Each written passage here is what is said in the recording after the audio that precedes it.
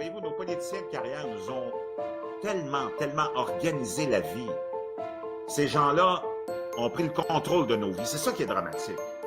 Parce qu'on a abdiqué, nous autres, en tant que citoyens. On a remis tous nos pouvoirs. On les a balayés du revers de la main en voulant pas se casser la tête. Parce que le citoyen moyen, c'est un cruchon vide qui ne veut pas se casser la tête. Ah, la solution facile. Ah, moi, je veux rien savoir de la politique. Moi, je veux rien savoir de ceci. Je veux rien savoir de cela. Ben, c'est ça que ça donne. Tiens, Cormier, Jean-François Picard, Cathy Lévesque. Quand tu reçois ta paye le jeudi, il y a un maudit trou dedans. Tu donnais l'autorisation pour ça, quoi? Ils sont allés le chercher sur ta paye sans te le demander. C'est un choix collectif. Go fuck yourself, c'est un choix collectif. Ils ont-tu déjà fait un référendum là-dessus?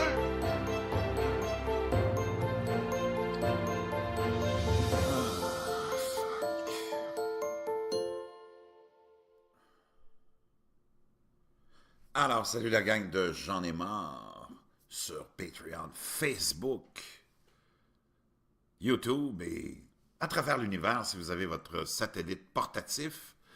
Merci d'être là en ce 16 janvier déjà 2018.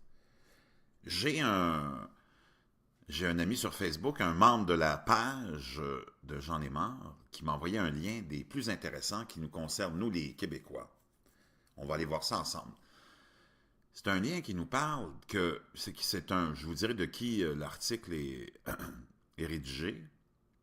C'est un lien qui nous dit que l'ONU, naturellement cet organisme non élu, de gens complètement anonymes, que personne ne connaît, qui arrivent toujours comme des cheveux sur la soupe, que ce soit le président, secrétaire général de l'ONU, ou toute la centaine et centaines de personnes qui fourmillent dans cette organisation mondiale qui est en fait la représentation officielle du gouvernement mondial, où on tolère 160 pays à peu près, 160 dictateurs, 160 fascistes qui oppriment, qui abusent leur population, parce que dans le fond, c'est ça. Peu importe que vous soyez au Canada, en France, en Algérie, au Niger, en Somalie, les gouvernements sont là pour contrôler leur population, sont là pour s'assurer qu'ils soient dans un état comateux pour qu'on puisse les abuser financièrement, physiquement, leur vider les poches, les faire travailler pour enrichir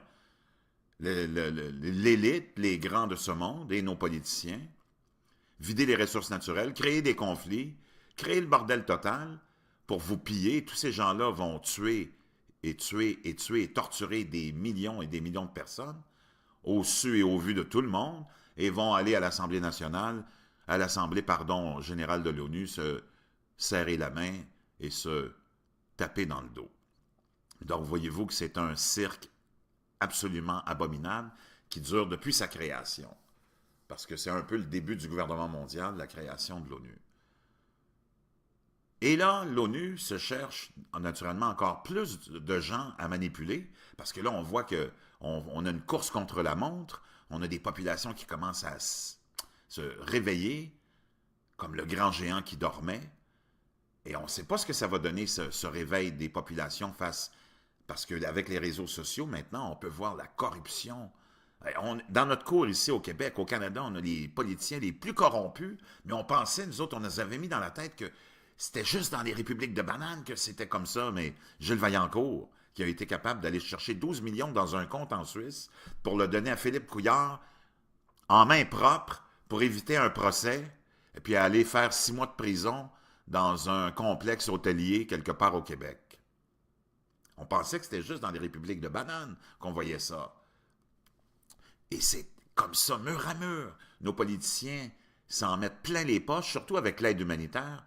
C'est là où on s'en met le plus dans les poches, en détournant l'argent des populations du Québec et du Canada, en prétextant vouloir aller aider tel ou tel pays. On sort 200 millions, 300 millions, 500 millions.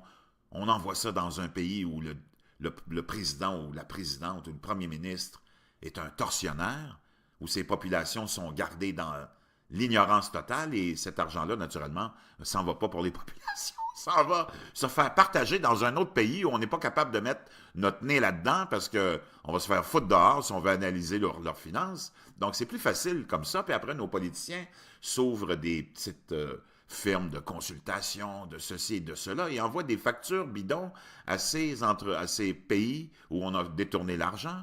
Et après ça, ces bons Samaritains font des paiements pour des services qui n'ont jamais existé, dans des comptes en banque un petit peu partout. C'est un scam.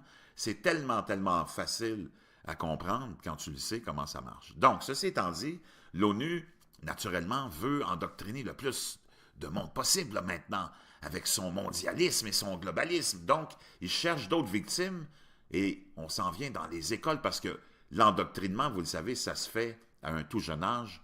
Et ils confrontent les parents avec des enfants qui sont endoctrinés à l'école.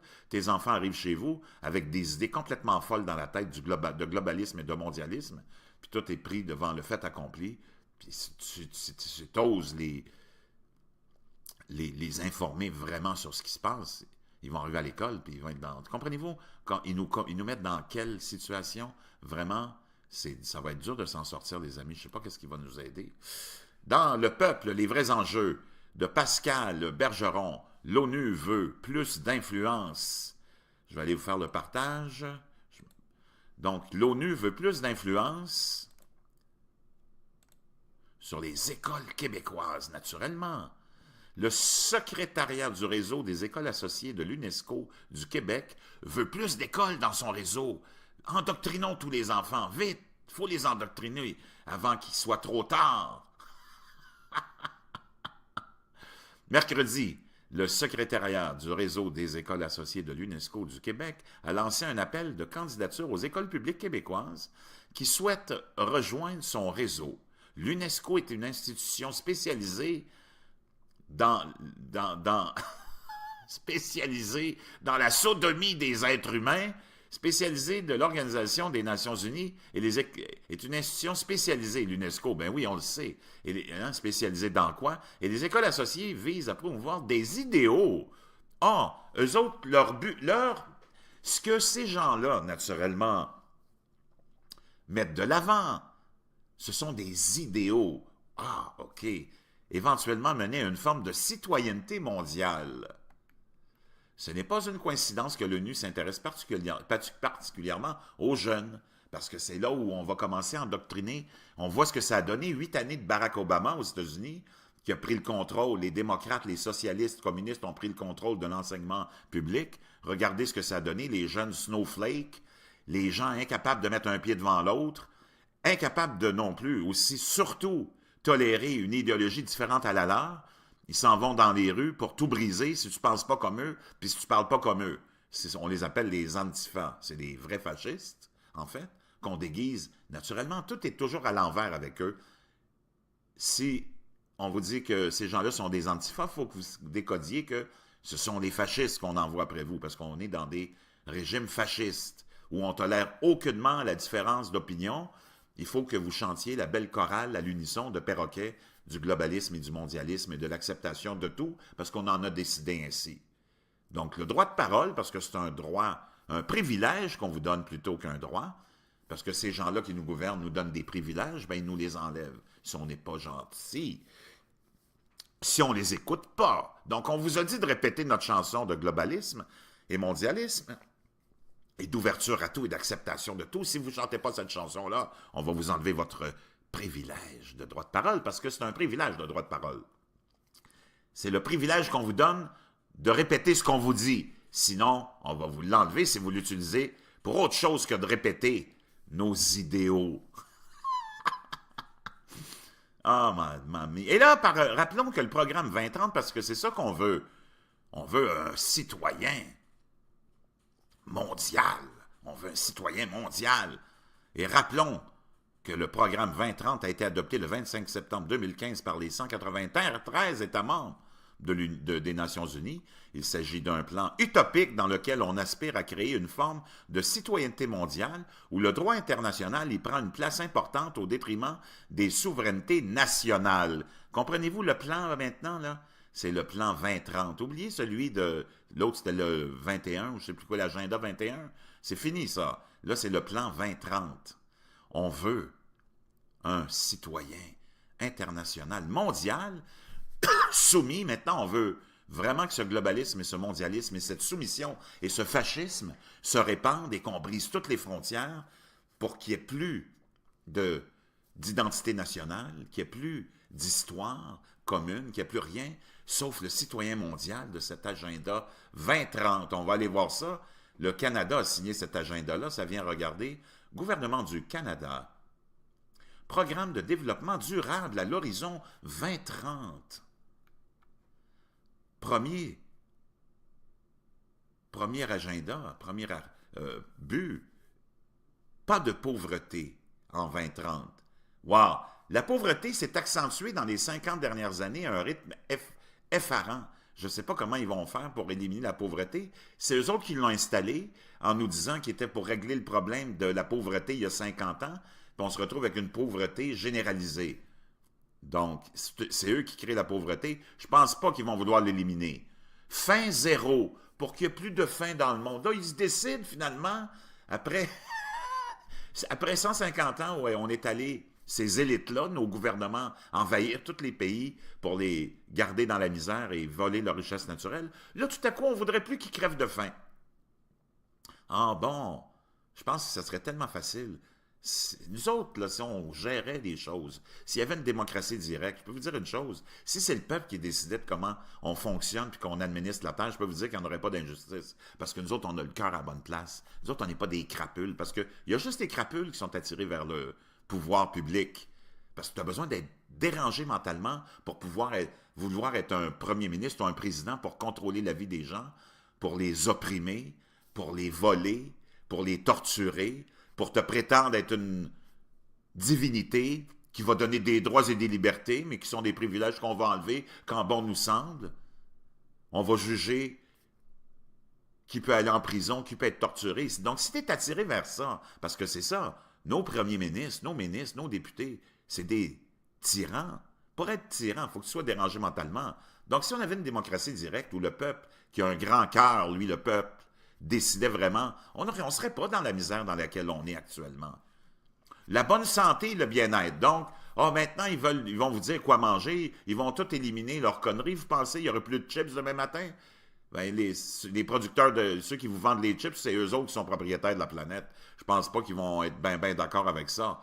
L'éducation de qualité. L'éducation de qualité, c'est quoi pour eux autres? Ben, c'est de vous mettre dans la tête toutes ces maudites folies-là, de globalisme et de mondialisme, et d'ouverture à tout, et d'ouverture à ceci. La Terre est ronde, le changement climatique a été occasionné par les bons peuples, c'est tout de leur faute, c'est eux autres qui sont allés en Afrique, c'est eux autres qui sont allés au Moyen-Orient, le petit peuple, c'est eux autres les coupables. Ah, je pensais qu'une bonne éducation, ça aurait été, réveillez-vous, les enfants, là, on va développer votre sens critique. On va vous demander de tout remettre en question. On va vous demander de questionner tout ce qu'on vous dit. Parce que c'est le but de l'école de vous former pour être un esprit critique sur tout ce qu'on vous dit, sur tout ce que nos gouvernements vous disent, mes enfants. C'est surtout ça qu'il faut remettre en question, parce qu'il n'y a rien de ce qu'ils nous disent qui est vrai.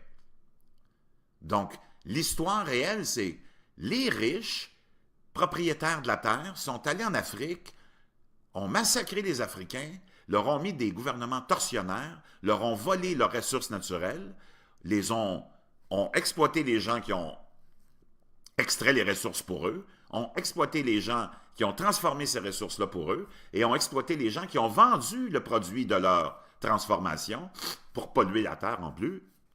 Et ces gens-là se sont enrichis et ont tout gardé pour eux. C'est ça la réalité. C'est eux qui ont commis les massacres, c'est nos élites, nos gouvernements, nos politiciens, complices avec eux, les journalistes qui ont tout camouflé. C'est ça la vraie histoire, mes amis. Nous autres, on n'a rien fait. Le petit peuple, on a juste été témoins de ça, béat, en se disant, c'est-tu dégueulasse ce qu'ils sont en train de faire, mais on n'a pas de moyens. Parce que le peuple, peu importe où tu te trouves sur la terre, le peuple, il a un grand cœur. Moi, j'ai voyagé beaucoup. Tu arrives en Afrique, tu arrives partout où tu vas, là. Le monde ordinaire, c'est du bon monde. Tu as toujours des bonnes rencontres. Tu as toujours du monde généreux qui veulent t'aider. C'est les salopards qui nous gouvernent. C'est les salopards qui se sont appropriés la terre depuis Mathusalem, qui sont une bande d'enculés. Mais le peuple, il a toujours été gentil, le peuple. Les peuples de la terre sont toujours gentils. Égalité entre les sexes. Mon Dieu, je pensais que ça faisait longtemps qu'on a nos bons divins politiciens, non, nos grands défenseurs, nos bienfaiteurs adorés, nos grandes divinités. Hein? Je pensais qu'il avait réglé ça depuis longtemps. L'égalité des sexes, eux autres, ça a l'air que non. De l'eau propre et l'assainissement de l'eau. Wow! C'est eux autres qui l'ont pollué, c'est eux autres qui l'utilisent comme poubelle, nos riches, nos élites, nos grandes entreprises. Mais ça fait qu'on n'a pas... ça fait 60 ans qu'on les laisse jeter les déchets nucléaires dans les océans, on les laisse aller enfouir ça dans les pays d'Afrique, qu'on les laisse polluer l'air. Je ne vois pas pourquoi ça changerait. L'énergie propre est d'un coût abordable. L'énergie est de plus en plus chère et l'énergie verte est encore plus chère que l'énergie fossile. Donc, voyez-vous, c'est que du mensonge, mensonge, mensonge. Un travail décent et une croissance économique. La seule croissance économique qu'on a ici, au Canada et dans la plupart des pays, c'est le gouvernement qui grossit, qui emploie de plus en plus de fonctionnaires. Toutes nos économies, ces gens-là, l'ont tout envoyé dans les pays pauvres pour aller exploiter plus de pauvres encore possiblement impossible qu'on pensait. Mais oui, on a trouvé d'autres pauvres, on allait les exploiter. Pendant que ces gens-là partent de nos pays, ils laissent des chômeurs ici, ils s'en vont dans ces pays-là exploiter les pauvres, les rentrer dans le système de consommation. Et dans nos pays, les seules créations d'emplois possibles qu'on a dans nos économies communistes à nous, dans nos pays occidentaux, c'est la création d'emplois par le gouvernement avec l'embauche de plus de fonctionnaires parce qu'on veut un plus gros gouvernement pour aller chercher plus de taxes dans vos poches. L'industrie, innovation et structure. Moi, je vois, là, ils sont là à pousser la robotique partout. Un gouvernement qui a le hacker, le sort de ses citoyens, devrait dire, ça suffit. On a assez de technologie. C'est-tu quoi? On a besoin de faire travailler notre monde. La robotique, c'est interdit. Là, Ford est en train de travailler sur une voiture sans conducteur. Est-ce que l'humanité a vraiment besoin d'une voiture sans conducteur ou si on a besoin de s'occuper des vraies affaires comme mettre les riches en prison, les criminels qui nous gouvernent en prison, puis de donner le pouvoir au peuple par la démocratie directe? Franchement. Et là, ça continue. Inégalité réduite. Ils n'ont pas arrêté de créer des inégalités depuis 50 ans. Là, ils voudraient soudainement les réduire. Go fuck yourselves. Tout ça dans le fin fond du monde, là, de cette histoire-là, c'est qu'on veut endoctriner les gens. On veut avoir ce gouvernement qui va enfin pouvoir, mur à mur, s'assurer qu'il n'y a pas de révolution, une vraie, par le peuple. Vive les communautés durables, patati patata. Regarde, il y en a des... Tiens, ça, c'est les agendas. Ça, c'est les articles, les 17 objectifs de cet agenda, l'agenda 2030, là, de ce développement durable à l'horizon. C'est pathétique. Vous irez voir ça, là. C'est vraiment épeurant. C'est vraiment épeurant. Le fascisme. Vous voyez comment le fascisme se déguise toujours en bon samaritain. Hitler lui-même disait « Je vais vous sauver ». Franco disait « Mais je suis là pour vous protéger ». Mussolini « Moi, je vais vous donner la terre promise ». Et ainsi de suite. Tous les dictateurs sont pareils. Ils nous chantent toutes la même chanson. Cette belle chanson-là que vous voyez dans l'agenda 2030. Voyez-vous dans quoi on est embarqué maintenant? Est-ce qu'on va être capable de revenir en arrière une fois qu'eux autres vont être partout, avec leur armée, leur système dans tous les pays, pour s'assurer qu'il n'y a aucune révolution du peuple? Je ne sais pas, man. On n'est pas sorti de l'auberge. Je vous reviens.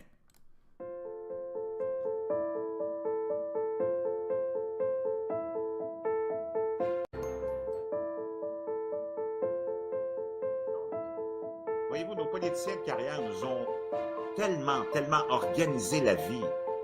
Ces gens-là ont pris le contrôle de nos vies. C'est ça qui est dramatique. Parce qu'on a abdiqué, nous autres, en tant que citoyens. On a remis tous nos pouvoirs. On les a balayés du revers de la main en ne voulant pas se casser la tête. Parce que le citoyen moyen, c'est un cruchon vide. Il ne veut pas se casser la tête. Ah, la solution facile. Ah, moi, je veux rien savoir de la politique. Moi, je veux rien savoir de ceci. Je veux rien savoir de cela. Ben, c'est ça que ça donne. Tu sais, Cormier, Jean-François Picard, Cathy Lévesque, quand tu reçois ta paye le jeudi, Il y a un maudit trou dedans. Là. Tu donné l'autorisation pour ça, toi? Ils sont allés le chercher sur ta paye, sans te le demander. C'est un choix collectif. Go fuck yourself, c'est un choix collectif. Ils ont-tu déjà fait un référendum là-dessus?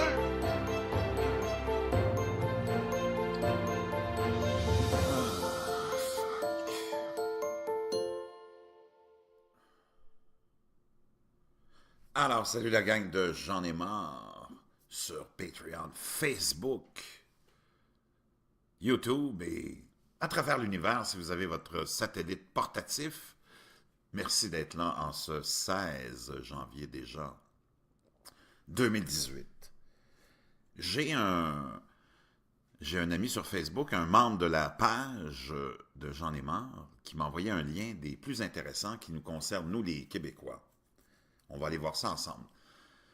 C'est un lien qui nous parle que je vous dirai de qui l'article est rédigé.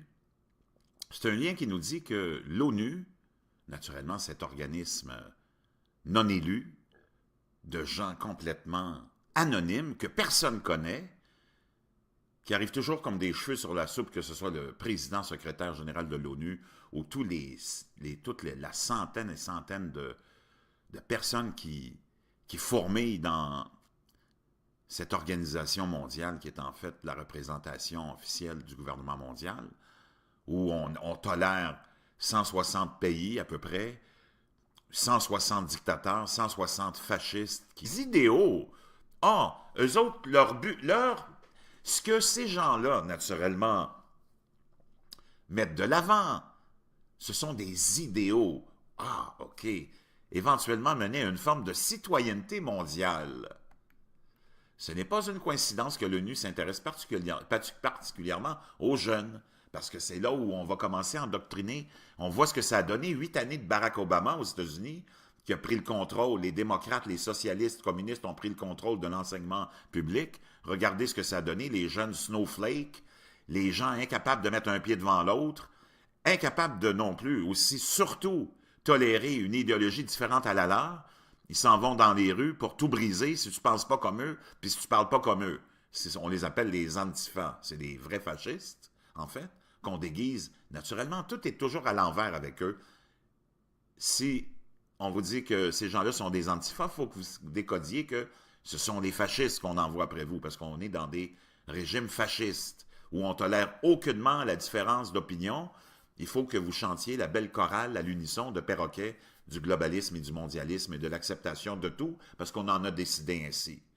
Donc, le droit de parole, parce que c'est un droit, un privilège qu'on vous donne plutôt qu'un droit, parce que ces gens-là qui nous gouvernent nous donnent des privilèges, bien, ils nous les enlèvent si on n'est pas gentil, si on ne les écoute pas. Donc, on vous a dit de répéter notre chanson de globalisme et mondialisme, et d'ouverture à tout et d'acceptation de tout. Si vous ne chantez pas cette chanson-là, on va vous enlever votre privilège de droit de parole, parce que c'est un privilège de droit de parole. C'est le privilège qu'on vous donne de répéter ce qu'on vous dit. Sinon, on va vous l'enlever si vous l'utilisez pour autre chose que de répéter nos idéaux. Mamie. Et là, rappelons que le programme 2030, parce que c'est ça qu'on veut. On veut un citoyen mondial. On veut un citoyen mondial. Et rappelons que le programme 2030 a été adopté le 25 septembre 2015 par les 193 États membres des Nations Unies.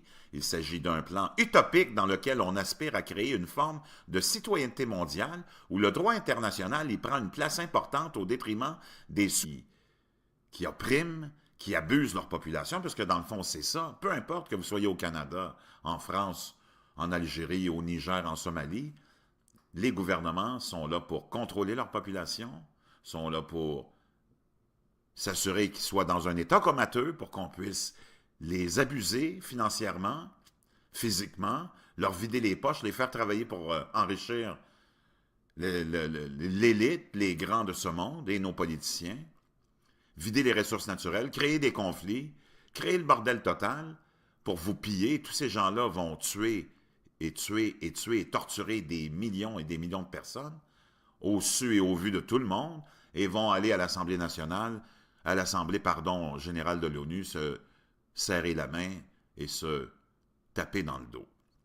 Donc, voyez-vous que c'est un cirque absolument abominable qui dure depuis sa création.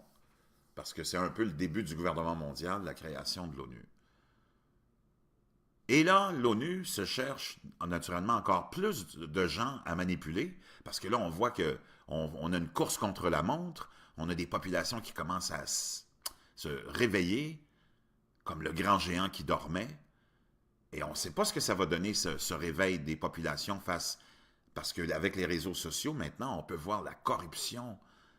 Dans notre cours ici au Québec, au Canada, on a les politiciens les plus corrompus, mais on pensait, nous autres, on nous avait mis dans la tête que c'était juste dans les républiques de bananes que c'était comme ça, mais Gilles Vaillancourt, qui a été capable d'aller chercher 12 millions dans un compte en Suisse pour le donner à Philippe Couillard en main propre pour éviter un procès et puis aller faire 6 mois de prison dans un complexe hôtelier quelque part au Québec.